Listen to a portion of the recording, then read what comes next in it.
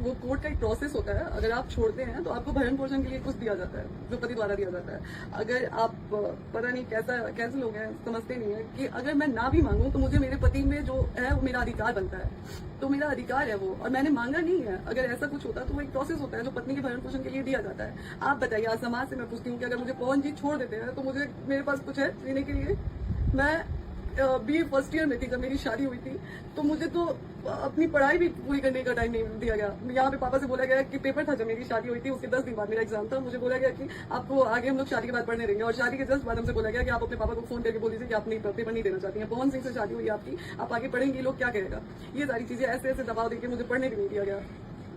अगर जिस तरीके से देखा जाए कि आपके हिसाब से चीज़ें नहीं होती हैं, जो आप चाहते हैं वो चीज़ें नहीं हो पा रही हैं, अगला मूव मैम आपको क्या है? अगला, अब मैं जनता के बीच में आ गई हूँ और जनता से ही हाथ जोड़ के मैं इंसाफ मांगती हूँ कि आप लोग ही अब मुझे इंसाफ दिलाएं, क्योंकि पहले कुछ दिन पहले तक ये चार दीवारी के अंदर की बात थी, लेकिन अब ये चीजें समाज में आ गई हैं। और हाँ तो दोस्तों, ज्योति सिंह अभी इंटरव्यू में बोली लखनऊ से, जो NDTV के द्वारा लिया गया है।